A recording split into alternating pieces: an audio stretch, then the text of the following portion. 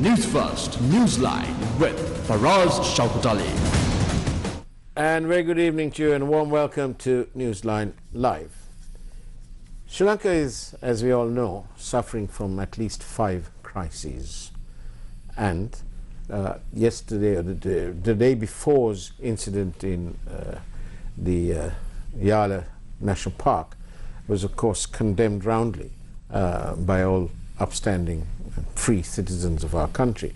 However, in between all these economic problems that the country is facing, which has probably come to pass because of years and years of mismanagement and subsidized everything, Sri Lanka's poor have got poorer.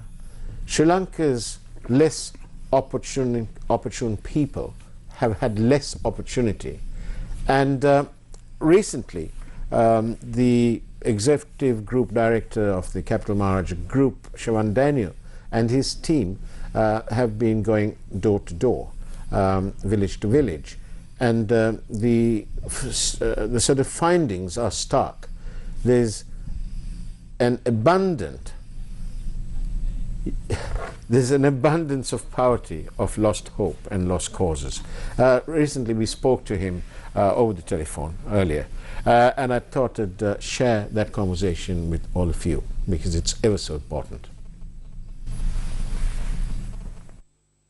Mr. Daniel, could you tell us what of food, what of hope, what of jobs, and what of opportunity in Sri Lanka's largely forgotten Monoragala and Bibile areas, although there are other areas too? Well, for us, as you said, those are just 2 examples of rural Sri Lanka in which there is an entire strata of Sri Lankans who are facing insurmountable challenges because of the changes in their life, their way of life, in a sense, that have rapidly enveloped them over the past couple of months, really. You know, what you see to your own eyes is a sense of rural decay. There's cost of living that's out of control.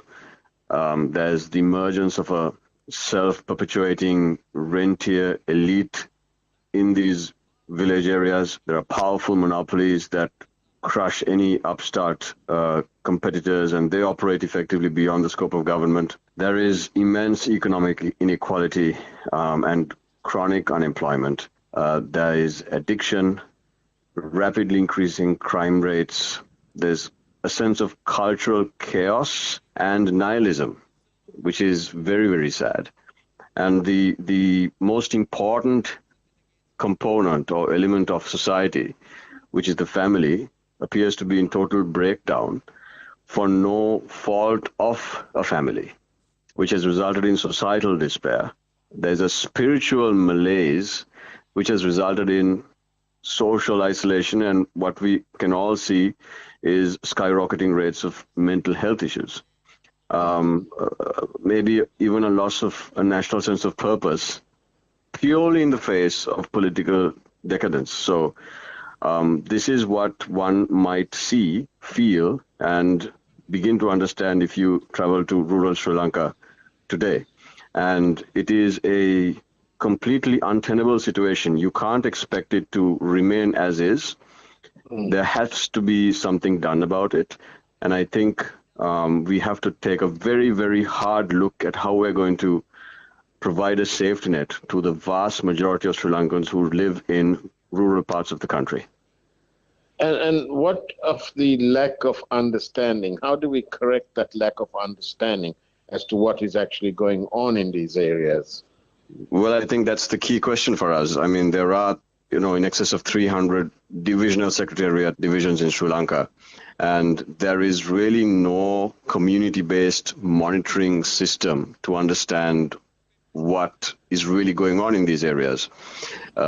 We have the political system that reaches right down to the grassroots, but I'm not certain that it's been used to assess the facts on the ground. Because if that is done in a truthful manner, then what I think we're all going to find is that there is really no societal safety net that is able to protect these people. Because what is really going to happen is they're going to come to a point where they will not be able to depend on each other. And then what happens next? You're talking millions and millions of people. In certain parts of Monragal and Bible that I visited over the weekend, just this weekend, people are effectively dependent now on the jungles that are adjacent to the villages they live in. They just basically spend the most part of their day in jungles picking fruit and stuff like that and trying to make do. So there is very sad, though. That's very sad. Well, it's sad, and it's the reality. And I don't see anything being done about it because there is no real understanding of the truth in rural Sri Lanka. So there has to be a very concerted effort to understand the reality of rural Sri Lanka. That has to come from politics and nothing else. I think all political parties, along with the government, has got to understand that there is a tectonic shift in the life of rural Sri Lankans, and it has to be addressed. And what of our youth out there, Shaban? Are they leaderless, headless? What are they doing, the youth? What's happening to them? That is an absolutely critical part of this whole equation. The Sri Lankan youth are listless, really. When you see young people really having no sense of hope, there is a sense of determination and commitment to a better tomorrow. We see a lot of youth trying to make it overseas, but if you really take Sri Lanka as a whole, the vast majority of the youth population really have no chance of making it overseas. So they are still living in their villages, in their townships, and they're trying to make the best of, with the opportunities that they have, but the opportunities are now few and far between, and they're dwindling at the rate of knots. So you have essentially the cream of Sri Lanka's future, unable to even think or begin to imagine of reaching their potential in life. And that sense of hopelessness can be even tapped into and misled and misguided. And we've seen it happen in Sri Lanka before. All of us, including the private sector, the government, NGOs, everybody, we've all got to understand our responsibility towards the youth of this country right now, and maybe come together and address it immediately by, first of all, getting a hold of a proper, deep, profound understanding of what's going on with the youth of Sri Lanka, what's going on in our universities, what's going on in our schools. There is addiction that is completely out of control in areas that we've not seen it before. And these things have to be addressed. We can't just keep moving along thinking that these issues and challenges and problems don't exist, because they are going to come home to roost at some point, and then it's going to be a much bigger problem than it is today. And what assessments of poverty and opportunities, how can we get an assessment of that then? I think you have to have a community-based monitoring system. That is the most vitally required system in Sri Lanka right now, because we're going into months and months and months of hardships, and we have to have a way of getting immediate feedback from villagers and trying to understand how a government or an organization can respond to it. I think there are many organizations that are working in parts, but maybe it's time to come together, because we're talking about millions of Sri Lankans who will be truly without a helping hand if we don't act. And that really is the state of Sri Lanka. Poor Sri Lanka. And actually poor in terms of money too. We are now officially a poor country. Our per capita income is less than $3,000. Today, to talk about what energy poor Sri Lanka can afford, we're delighted to have on board on our program an energy expert with years and years of experience in offshore oil and gas industry, Mr. Nimal De Silva. Very good evening to you, sir, and welcome on the program. Yeah, good evening, Paras. Tell me, Mr. De Silva, get straight to the point because we've got very little time today. What type of energy can poor Sri Lanka afford? Well, you have a your question can be broken into two. Thing is, we have energy we use for mainly for utilities. Then the transport. Then there are other things like industries and agriculture that is not that much. But the main two areas we are using energy for transport and utilities. When you say utilities, we go to electricity. So the electricity power generation CB, then the transport come to CPC, the oil. So the actually demand today for electricity, I got this thing, these numbers from the CB website today. Our peak demand is 2,000 megawatt today. But what is the type of power generation that Sri Lanka can afford? Well, we have now hydro, right? Yeah. So that is actually we gone to the maximum. So at the moment today we are actually using 72% from renewables, only 28% from the fossil. The fossil means including coal. Coal we use 10%. That is the Norachol. So How much is Norachole? 10% Of our total? No, our energy requirement. Yeah. We cover 10% from Norachol, right? Well, we've got here. We've got some statistics here. 36% is coming from coal. 10 gigawatt. Yes. Okay. 10 gigawatt. Okay. Right? So it's that amounts in percentage terms. Coal accounts for 36.6% of Sri Lanka's non-renewable, and petroleum and others is 26.6%, giving us a total non-renewable of 63%. But my question really is not about our consumption or our demand. Be that as they may be, what is the type of energy that Sri Lanka can afford? Let's say in terms of electricity. How best can we generate what we need? What type? Well, at the moment, we can go for solar and we can go for wind energy, that is renewable, and we are not able to go for mini hydros and all that. That is not enough for, So what's the best? The best in terms of affordability, because we heard earlier about the level of poverty. The best is now we have to go for LNG. Right. So that is the next available option. Where do we get the money from? Well, LNG, because we have to find the money, because LNG is... We're missing the point here. No. Our country, we've just heard earlier in the program about the level of poverty that's engulfing the whole of Sri Lanka.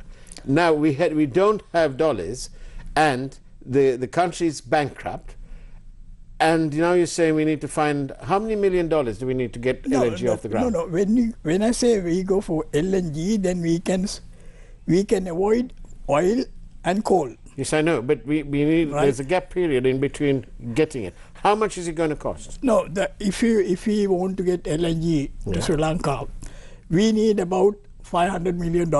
Okay. Right? Because we need to lease a FSRU. That is about, about close to $400 million. Right. So now we're talking $900 million. No.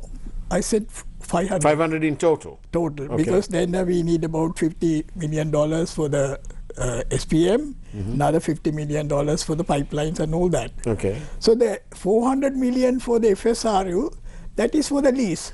Right. Right. So that is actually we can. So you're quite confident that Sri Lanka's bureaucrats can actually go out and get $400 million or $500 million when we're in a bankrupt situation. Well, now there was this tender last year with the CEB call for the FSRU. With all due respect, Mr. De Silva, we can all have tenders, but at the end of the day, Mr. Treasury Secretary back in finance, he's going to have to find the money. And the central bank will probably tell him that we don't have the money. Yeah, well, we are not What going. do we do? What do we do about that? No, we have to plan these things. We can't buy it tomorrow. Right. But we have to, Today, tomorrow morning, day after tomorrow morning, in the space of 7 days, what is the type of energy that Sri Lanka can actually afford? Given this is the canvas, what can we buy with this? No, 7 days we don't have any choice. We have to carry on with the present scenario because this is short. Okay, let me ask you this: Is Noriccioli a good project? Is the Noriccioli coal power plant, is that a good project? At the moment, that's a No, is it a good project? No, it was a good project at that time because the coal was, now the coal also is getting expensive, and then we have a problem, this emission problem, zero, this. Come on, but Mr. De Silva, you know, as an energy specialist, you know that Sri Lanka's emissions hardly register on the world. I agree with you. Yeah, I agree with you. Even if we have 900 megawatts of power from Noriccioli, even if we were to 3 times it, yeah, what I'm we're saying not is going to. we are not going. We should not have any more coal plants. Instead of that, we go for LNG. Right. So the money we are going to, if we have money to spend on coal power plant. But it's already paid for. No, that is an existing one. Yeah. We cannot stop that. Yes, it's gone. It's already paid for. Right. So it will be maybe another 20 years. We have to decommission that. So why do people say that Noriccioli is not a good project then? I mean, I have figures in front of me. It says 36.6% of power comes from Noriccioli. Yeah, there are so many things people say about the cost, because it is not the actual cost we paid is not worth the plant because we have overpaid or something. But whatever it is, So it's I now don't know. 36.6% in supplying the power. We got the figures here. You've got it on your tab. So if coal is what we can afford, why not have coal? Why go to find $500 million plus when we don't have the money? Well, now it's too late for coal. We could have gone when the sample. So that's in the past. Yeah, that's in the past. Right. We should have carried on with the sample project. Okay. Let's just go for a quick break and come back. Let's take a look at this evening's primetime news headlines, and we'll be back straight back.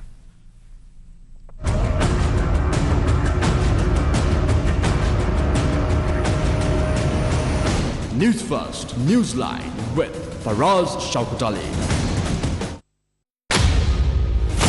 Indian cop uncovers links between Coimbatore bomber and Zaharan Hashim.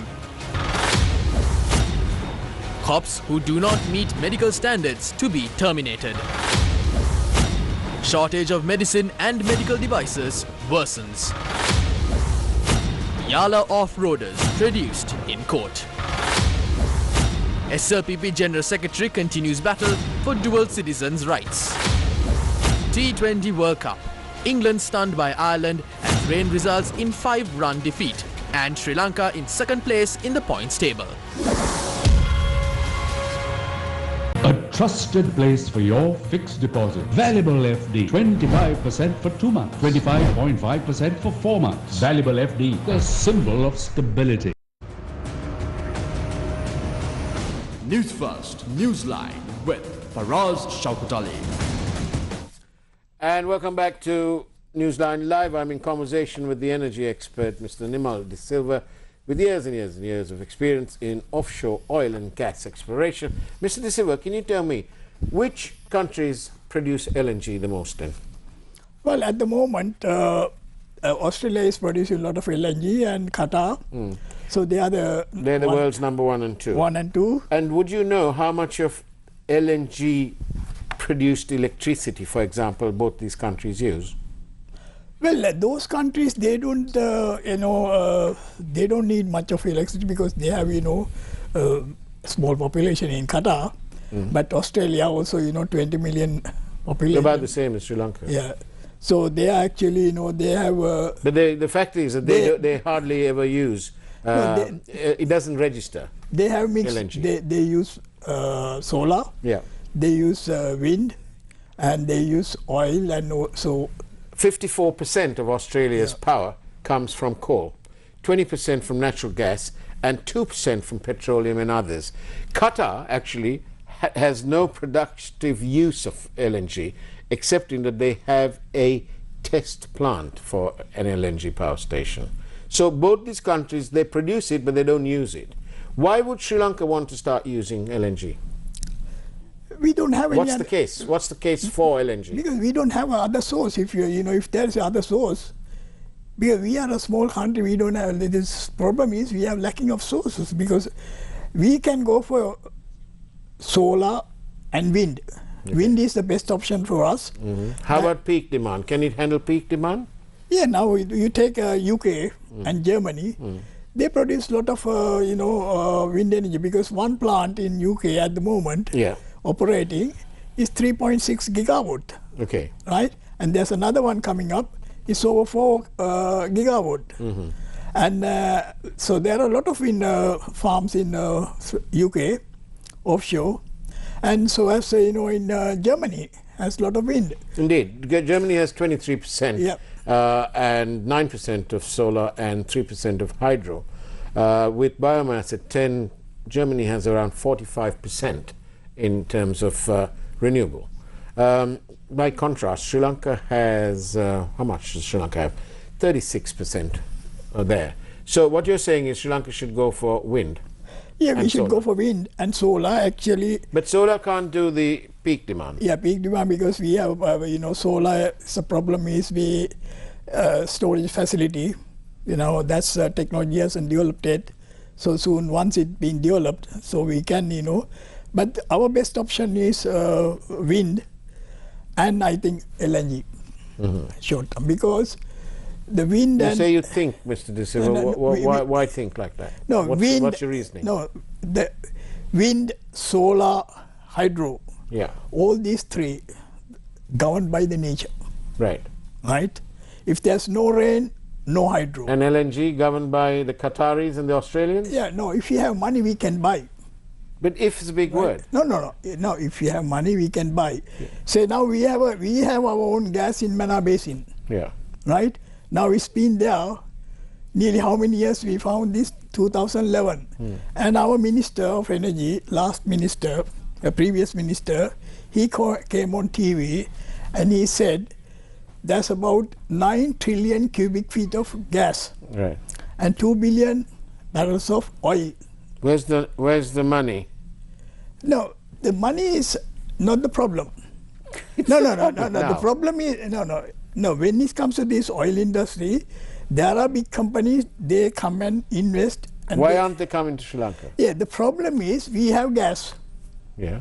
So if it is gas, who is going to use the gas when they extract the gas? They can't export, because if you have to export gas, you have to have a LNG plant to make LNG, right? So that is another investment. That is about. But Mr. De Silva, it's all wonderful, but how is the dear President and his Treasury Secretary, how are they going to produce these dollars? We can't print rupees and pay for it, so we need dollars. Where you're talking about $500–600 million, we can't pay. There's probably ships out there now where we can't find $40–50 million. You want them to find 10 times more. President Wickremesinghe might have a headache now. Well, these problems you cannot solve overnight, right? These are coming from long time problems, because this been happening for last so many years. Yeah. So all of a sudden you can't solve all these problems overnight, but you have to plan it properly, at least to get out of this problem within next 5 years. So first we need to find the dollars. Do we agree on that? No, we have to find dollars, but we have to find dollars for everything, even the food and medicine and everything. Indeed. Right? But the energy also essential thing. If we don't have energy, everything is stuck. We don't have transport, we don't have electricity. Indeed. Right? So we have to manage it, steadily, and we have to have a proper plan. And would you say then, Mr. De Silva, would you say that LNG should be part of the solution? Yeah, it is a part of the solution. It should be part of the mix, the power mix. Yeah, it should. Because actually, we have done a study for the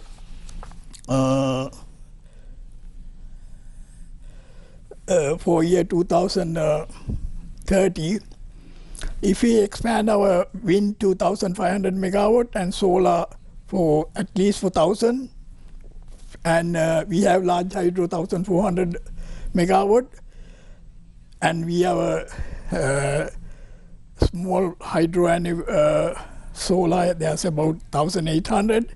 Then if you have 2,000 LNG, we will have now 9,800 megawatt.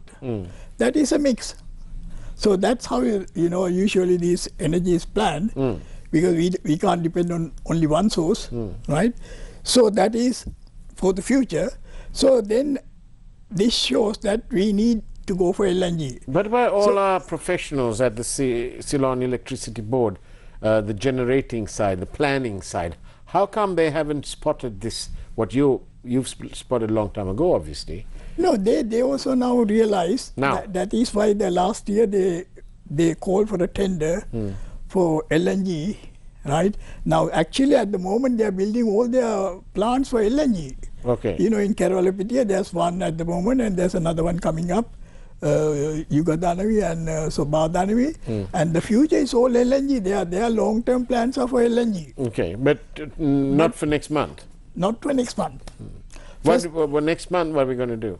Next month, I think we'll have to, carry on with the way we are now. Because with the begging bowl? Of course. With the begging bowl? Yeah, we don't have any choice. No choice? No choice, unless, all these problems due to corruptions, bad management, mismanagement. So you say, it's sad to say, now the IMF come here. Yeah. What did they tell the Sri Lankan government? They said, you can't manage these things properly. Give it to the private sector. Isn't that the best way of addressing corruption? By privatizing all these loss-making state-owned enterprises? Give it away. No, it is not. Look, what's your solution? No, take India. Take India. India is all state government. There are, in India, they have these organizations called Maharatna. What about this? Maharatna. What about this? Corruption? No, corruption is very minimal. No, I'm talking about Sri Lanka. What about, how do we get rid of this? The corruptions, I think, is I think you had a discussion with a parliamentarian last week. I watched that program. Yeah. And I think it was Mr. Eradicating. Yeah. And he has come with, some ideas how to stop corruptions. I think... with your years of experience and as a citizen of Sri Lanka, hand on your heart, what is the best way of eradication of corruption? The eradication of corruption is, one thing is we have to have get all these legal, side organized. Like everybody should be in the income tax, this thing, like all the high officials, and to check their wealth, right? So I think the best thing is if somebody is joining the government service, they should declare their assets and, from the very first day, how much money, how much, income they have, the wealth. Then the government can monitor in case, if he make, suddenly, Would it help if the president, the prime minister, the cabinet ministers, leader of the opposition, and all past presidents and all past prime ministers, would it help if they came out and said, here's our asset list? Of course, that's happening in other countries. Would you welcome that to happen in Sri Lanka? Of course, that is. And at your age, do you think it will happen in Sri Lanka? It should happen, and it will happen in the future. How long? Well, I think, very soon. In your lifetime, in my lifetime? Maybe next 5 years, within next 5 years, it's bound to happen. It must happen. It should happen. Because otherwise, there's no future for this country. With the corruptions, no matter how much we try with the new, if there's corruption, then, no progress. Match over. Because at the moment, Sri Lanka is in the corruption, 102. And Ethiopia has come up. And now I'll tell you, Mr. Faraz, now... You got 10 seconds. Last week, Somalia, they have found oil. And they have made $7 million giving, on the license. Now we have found gas for last 10 years. And we haven't done that. We haven't done that. somebody says use insecticide as a solution to eradicate corruption. Nimal De Silva, thank you very much for being on Newsline Live. It's now time for the primetime news. Take care and God bless you.